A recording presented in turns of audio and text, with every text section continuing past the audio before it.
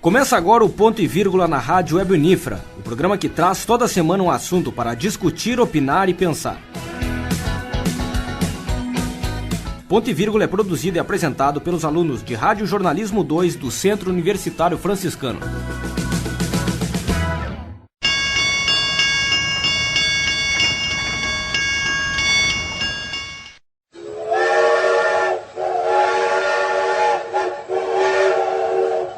Está no ar o programa Ponto e Vírgula. Nesta edição, você confere um documentário sobre aviação férrea. No primeiro bloco, vamos falar sobre a história da aviação férrea e o papel da mulher na ferrovia. No segundo bloco, você vai conferir a importância do Sindicato dos Ferroviários e alguns depoimentos de ferroviários aposentados. Oi, o trem vem trazendo de longe as cinzas do velho éon. O trem chegou a Santa Maria em 15 de outubro de 1885, nos antigos depósitos da estação ferroviária. A partir desta data, ficava completa a ligação entre Santa Maria e General Câmara, município próximo a Porto Alegre, já que o trem não ia até a capital. Antes da ferrovia, o Rio Grande do Sul era considerado um estado sem progresso, e depois da construção da ferrovia, ele se modernizou. O estado passou a ser um dos mais importantes do Brasil. A valorização do trabalho ferroviário e da profissão permitiu que uma parte dos ferroviários tivesse uma situação privilegiada de vida. Os trens representavam o símbolo da modernidade. Assim, Santa Maria passou a ser o centro das atenções no Rio Grande do Sul, e muitas pessoas começaram a investir na cidade. Na década de 50, Juscelino Kubitschek assumiu a presidência do Brasil. Ele passou a investir nas estradas e indústrias automobilísticas e deixou em segundo plano as ferrovias. Assim, a rede ferroviária entrou em decadência e cresceu o sistema rodoviário no Brasil. Em 1957, a aviação férrea no Rio Grande do Sul deixou de existir e foi criada a Rede Ferroviária Federal de Sociedade Anônima do Brasil. No governo do presidente Fernando Henrique Cardoso, a malha ferroviária passou para a iniciativa privada. E no governo do presidente Lula, a rede ferroviária foi extinta definitivamente. Quem lembra disso é o ferroviário aposentado Carlos Antônio Soares. Eu não quis mais voltar lá para não sentir saudade. Eu nem fui lá, nunca mais fui lá, nem no setor onde eu trabalhei. A minha visão da rede ferroviária é aquela que eu estava lá dentro. No momento que eu saí, eu dei as costas, não olhei mais para trás. Nunca mais fiquei sabendo. Dizem que o pessoal de ir por lá era uma destruição total. O trem não sai do chão, urinaram no carvão, entupiram a lotação. E eu nem sou desse vagão. Mas o que tá fazendo aqui? Mas que baita confusão!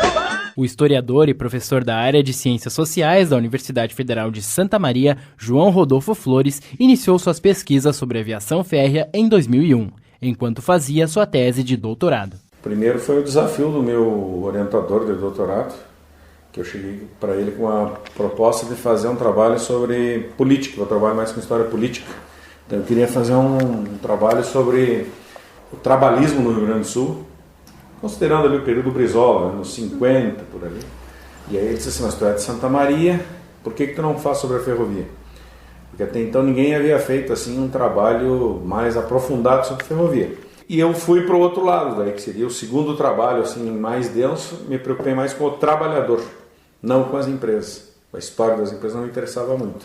Mas como eles atuaram a partir do momento que se constituíram estas empresas, e qual foi a evolução deles sob o ponto de vista social e político. Então a minha tese ela acabou analisando as vivências desses trabalhadores no Rio Grande do Sul. João Rodolfo Flores escreveu 3 livros sobre aviação férrea.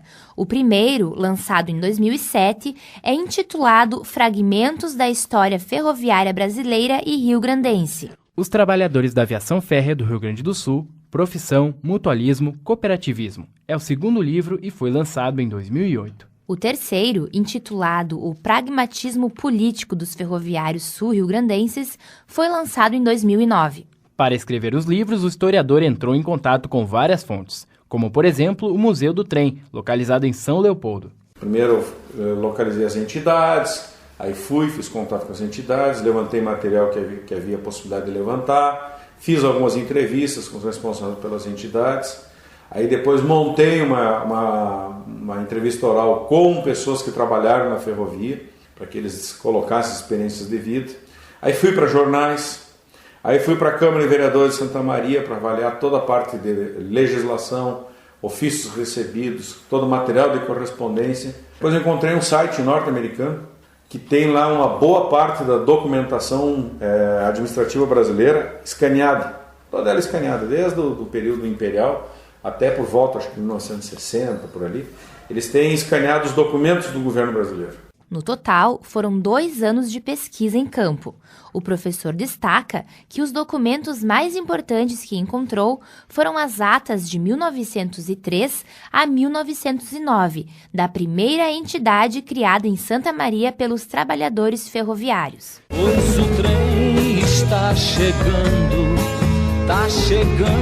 na estação.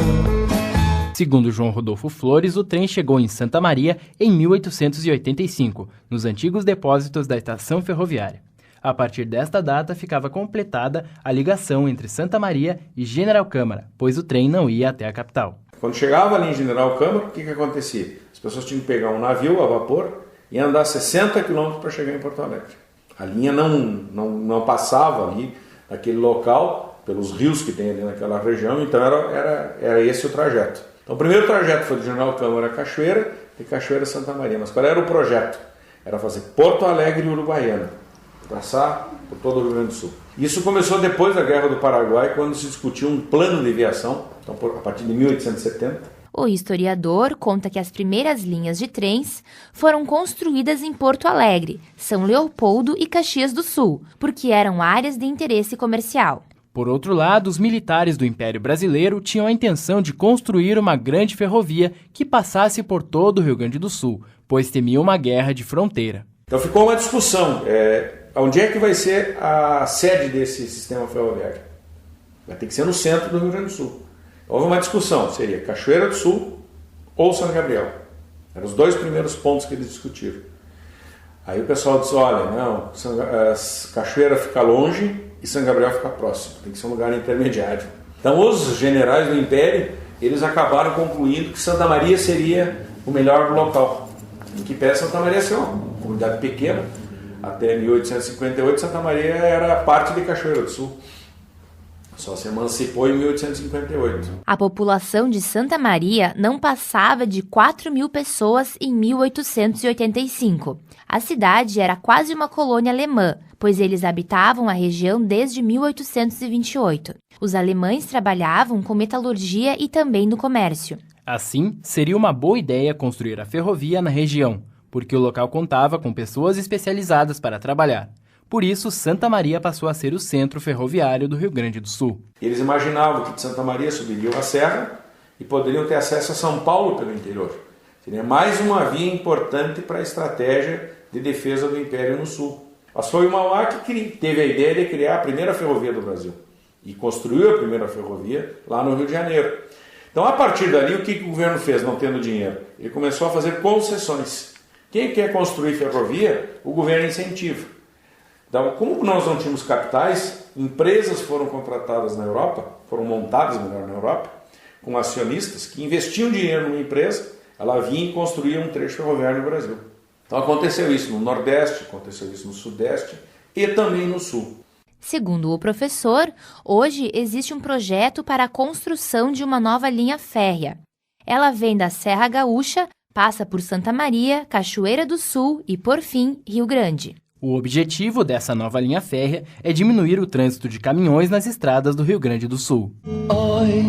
Oi, o trem vem surgindo de trás das montanhas azuis, olha o trem.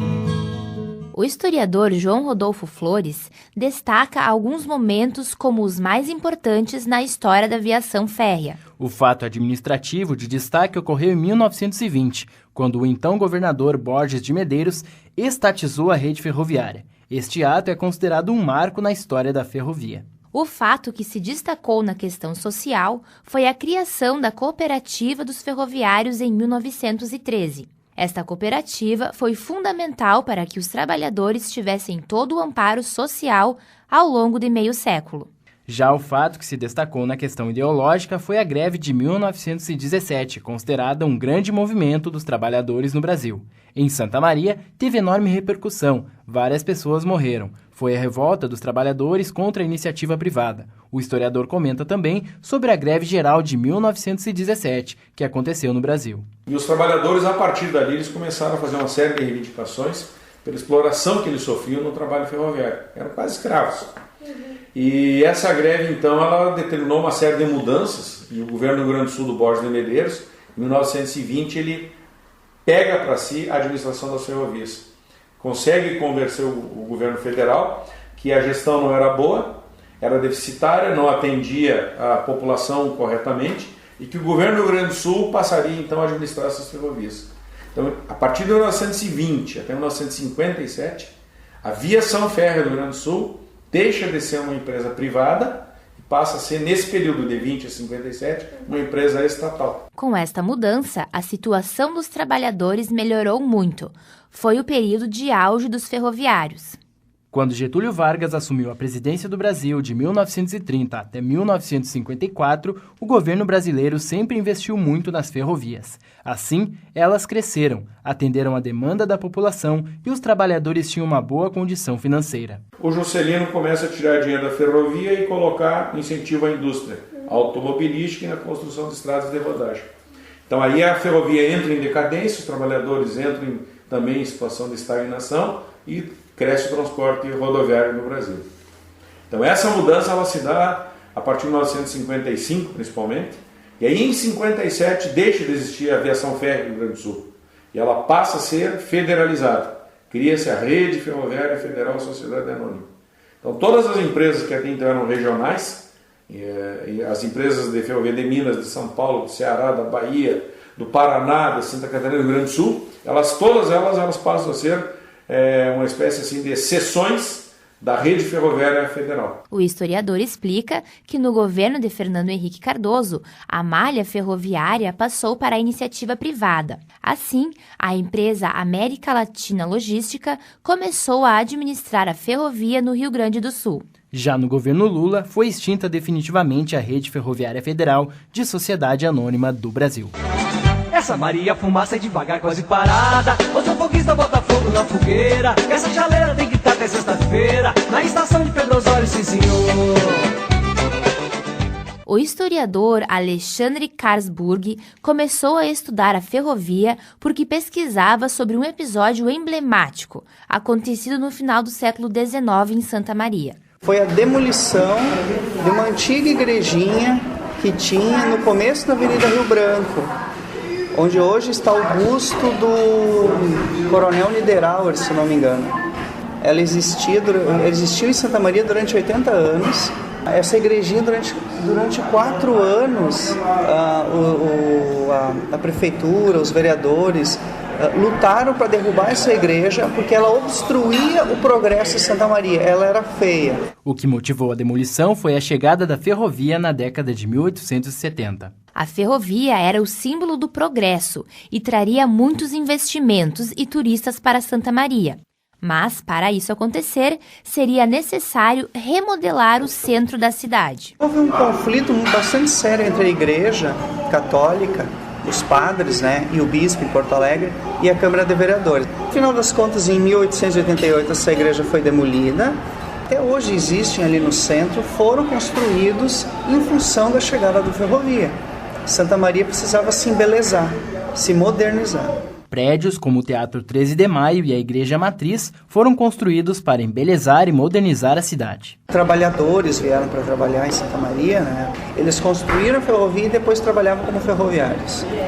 Bancos, casas de comércio, hotéis, restaurantes, imigrantes, principalmente italianos vieram aqui da Serra, Silveira Martins, não sei se vocês conhecem, Muita gente vinha para Santa Maria, saía da região da Quarta Colônia, para morar em Santa Maria por causa dos aspectos da modernidade. E o trem era o símbolo da modernidade. Segundo o historiador, o grande problema da ferrovia no Brasil é que ela foi esquecida e não teve mais investimentos depois que o país adotou o modelo do automóvel. Quem vai chorar? Quem vai sorrir?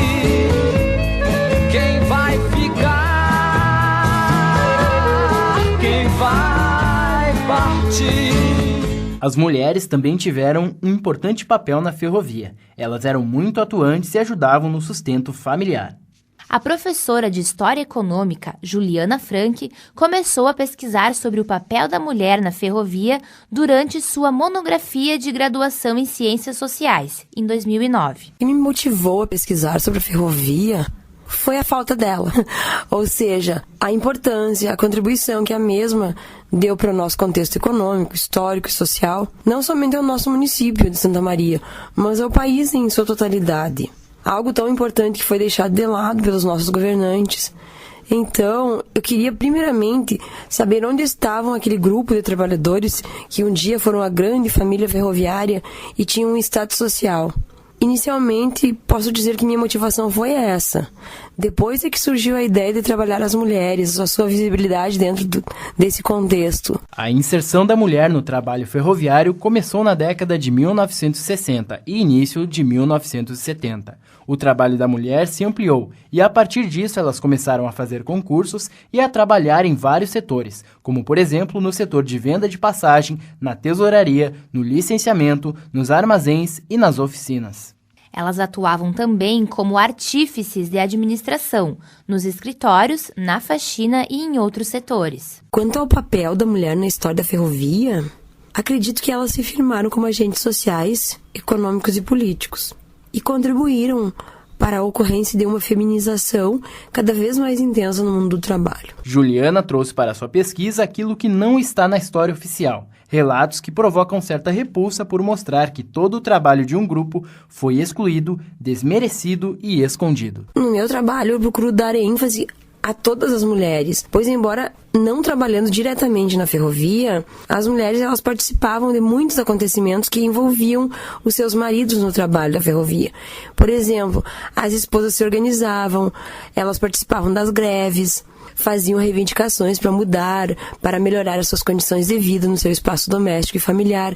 Então essas mulheres elas foram muito importantes dentro desse contexto ferroviário. Este é o programa Ponto e Vírgula. Confira agora, no segundo bloco do documentário sobre aviação férrea, a história do Sindicato dos Ferroviários. Confira também os depoimentos de alguns ferroviários aposentados e o que o fim da aviação férrea representou para eles e para Santa Maria. Oi, olha o céu. Já não é o mesmo céu que você conheceu, não é mais. O Sindicato dos Ferroviários foi criado no dia 13 de julho de 1963. Em 1964, com o golpe militar, a organização perdeu a força. Segundo o representante do Sindicato dos Ferroviários, Múcio Nunes, a entidade só voltou a exercer a sua função em 1984. A função do sindicato é manter-se informado para saber o que é melhor para o empregado e para a empresa. Além de dar maior segurança aos funcionários, o Sindicato dos Ferroviários sugere que, para que a aviação não seja esquecida, é necessário que o município assuma a ferrovia. Outra sugestão do sindicato é a criação de um museu maior e melhor para preservar a história da aviação. Preservar a estação como era antes. Porque tem a guarda municipal que cuida ali, colocar um sino de volta ali, colocar um relógio na parede, né, para dar pelo menos assim para a pessoa que não conhecia uma guarda de estação, chega ali e conhece, mas é que funcionava, o trem está ali, a linha. Isso aqui era tudo aragário, sabe? Colocar ali um restaurante, até para levar mais gente. Quantas crianças, quantos pais, às vezes, fim de semana, dão um passeio com a criança, vão na estação ver o trem, pelo menos ver o trem passar, filho. Não tem mais trem. Uma das lutas do Sindicato dos Ferroviários é pela permanência do museu, localizado na Gare da Aviação Férrea. Os ferroviários contam com o apoio do vereador Werner Hempel, como relata Múcio Nunes. Nós precisamos de uma força política, porque, na realidade, tirar o nosso museu da Gare da Estação seria assim que nem tirasse os aborígenes da Austrália e mandasse embora. Né? Quem é o verdadeiro dono, né? O verdadeiro dono moralmente são os ferroviários. Né? Agora, nós fazer um museu ferroviário fora da Gare da Estação não tem cabimento. Nós não aceitamos isso. O que nós precisamos? Precisamos de uma força política. Nós procuramos o Werner, contamos uma história para ele. Vai, Werner, nós tem lá festas ociosas, nos deram um cantinho lá, não tem nem chupotado nossas coisas lá. Atualmente, no Rio Grande do Sul, o trem só funciona para carga. Uma das ideias do sindicato é criar um trem turístico na cidade. Um projeto assim oficial que eu saiba não tem. Tem um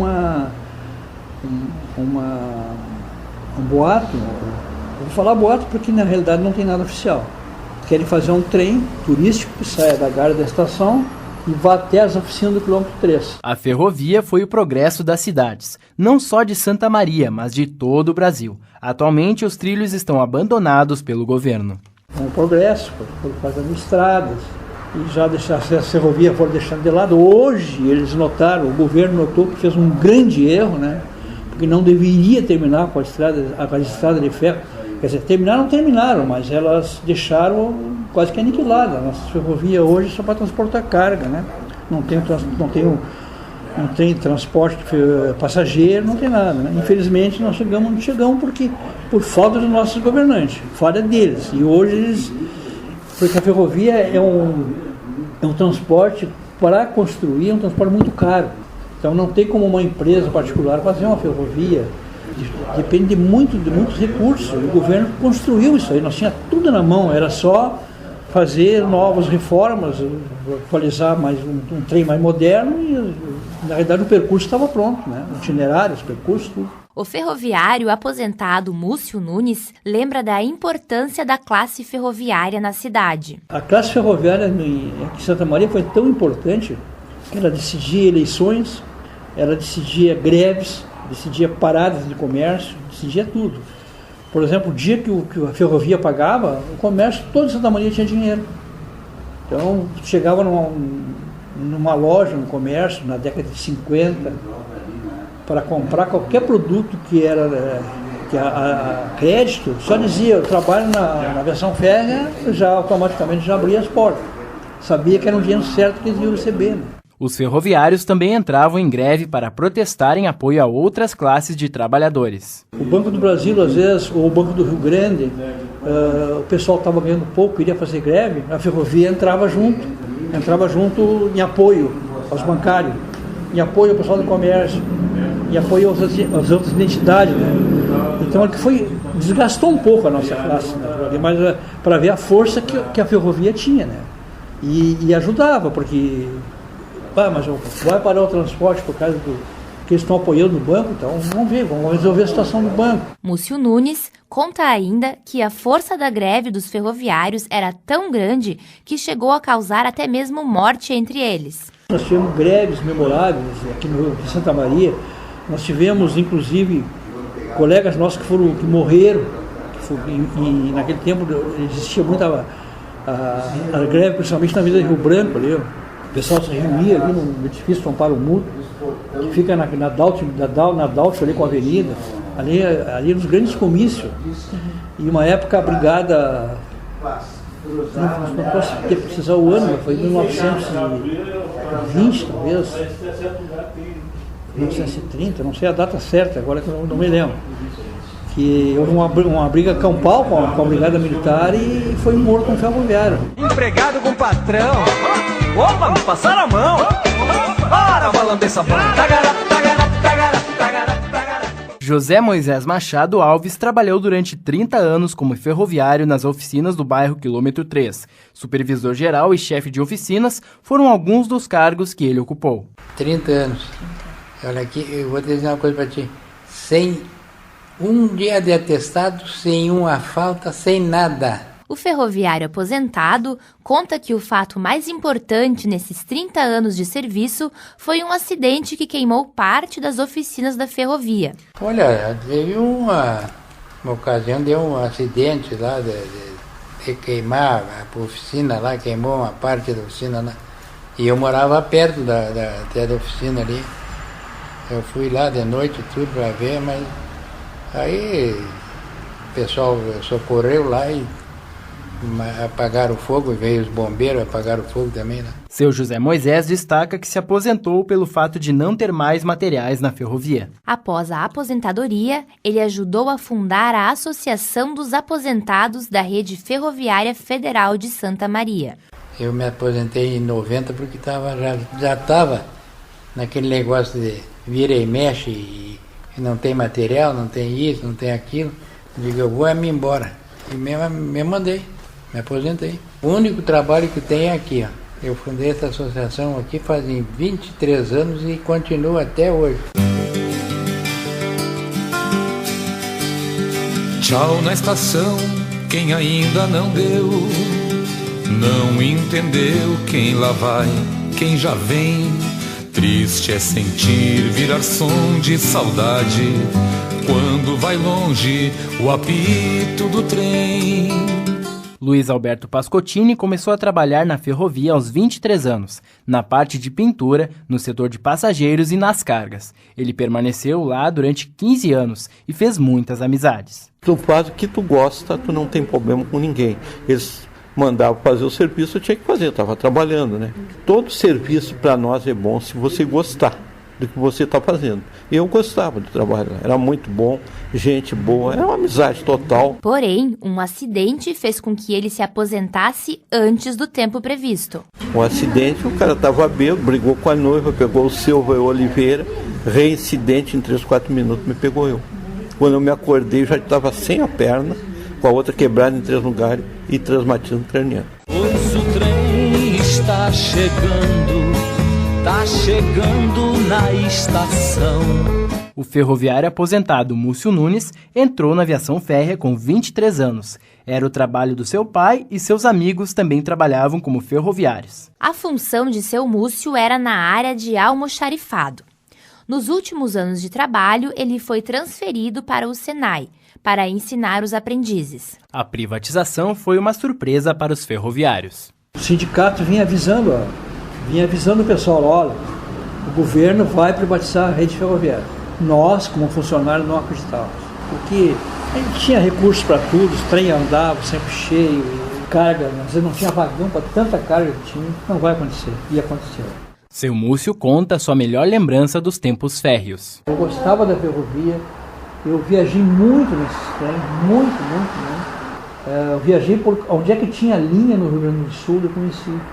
Porque a função que eu exercia me proporcionava isso aí, né? Porque eu trabalhava com controle de materiais, então eu viajava e conhecia. Eu deixei muita amizade no Rio Grande do Sul e tenho muita amizade. O ferroviário aposentado lembra com saudade a última vez que passou o trem com passageiros. O dia que passou o último trem aqui, passageiro, eu estava na minha casa eu enxergo quando passa o trem. Quando passou o último trem, me correu uma lágrima nos olhos, assim, minha mulher, por que isso aí? Não, é emoção. Eu não sei se vou ver esse trem passageiro andando por aqui de novo. Claro que eles vão andar de novo, trem passageiro, porque com tempo vão andar, porque não tem outro meio.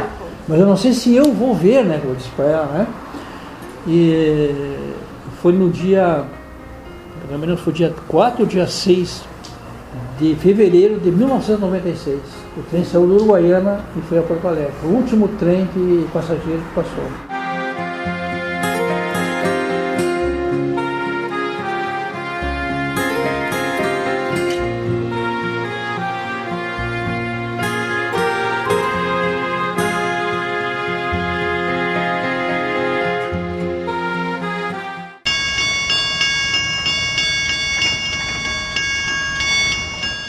O programa Ponto e Vírgula fica por aqui. Este documentário é uma produção da disciplina de Rádio Jornalismo 2.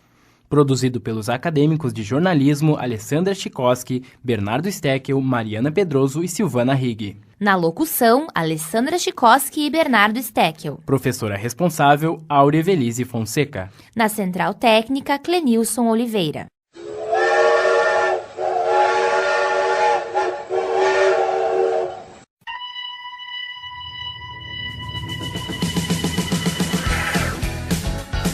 Ficamos por aqui. Ponto e Vírgula vai ao ar pela Rádio Web Unifra.